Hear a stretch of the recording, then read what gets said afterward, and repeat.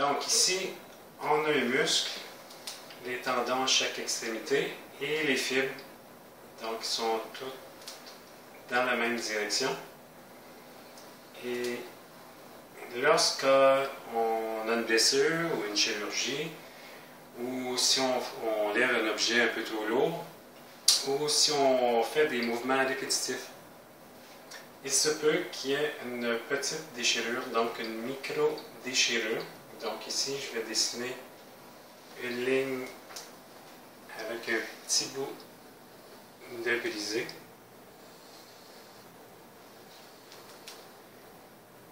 Et donc ici, on a une micro-déchirure dans le muscle. Et qu'est-ce que le muscle va faire pour réparer ça? Donc, elle va entourer cette région-là et commencer à fabriquer des fibres pour vraiment entourer la blessure, comme une espèce de gale. Et comme ça va protéger donc la coupure. Et maintenant, ça va pouvoir guérir. Sauf que malheureusement, dans le corps, c'est que les fibres n'ont pas toutes été remises dans la même direction que les fibres. Donc, ce qui a été produit ici, c'est du tissu cicatriciel. Donc, c'est des fibres qu'on a mis dans plusieurs, que le corps a fabriqué et qui vont dans toutes les directions. Donc, pour le corps, donc, tout est correct, ça a été guéri. Sauf qu'au niveau du muscle, c'est qu'on va avoir une petite partie ici qui est moins fonctionnelle. Donc, cette partie-ci, qui est toute fibreuse, elle n'aura pas la même capacité d'extensibilité. Donc, le muscle ici ne pourra pas s'étirer. Toutes les autres fibres se contractent, s'étirent, donc tout va bien. Mais on va avoir un petit pourcentage du muscle qui ne fonctionne plus.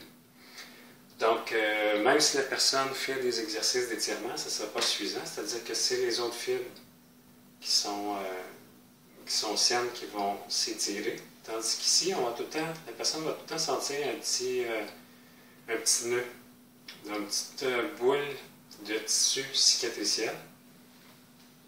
Donc, c'est de la fibrose. Donc, c'est tous des tissus fibreux. Et nous, avec des techniques de massage appropriées, on va pouvoir défaire ces fibres-là. Donc, c'est toutes des adhérences. On va pouvoir les étirer et les réorienter dans la bonne direction.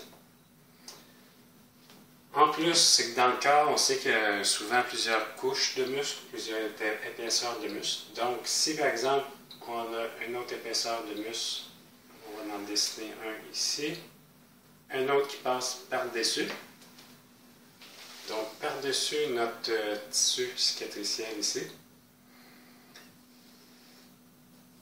Donc, entre les deux muscles, il va y avoir une tendance à se former des adhérences. C'est-à-dire que ça, c'est plutôt une texture collante. Donc, entre les deux muscles, le mouvement ne se fera pas aussi bien qu'il devrait se faire.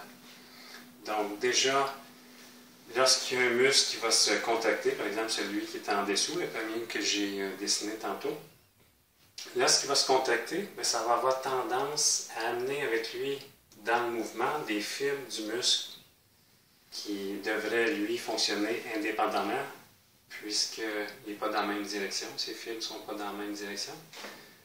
Donc, ça va nuire finalement au mouvement. Donc, notre mouvement va être un peu déstabilisé. Et surtout, l'articulation, évidemment, va être déstabilisée, ce qui va être propice au développement éventuellement de blessures comme arthrose ou arthrite. Aussi, bien évidemment, on a des nerfs qui vont passer partout dans le corps, mais s'il y en a un qui s'adonne à passer au niveau de tissu cicatriciel, donc il passe en dessous, disons, du muscle, ou entre les deux muscles, qu'est-ce qui va arriver à ce nerf-là? Bien, il va être compressé, il va être un peu coincé. Donc encore là, s'il est compressé, bien, diminution de la qualité de l'influx nerveux sur le trajet du nerf.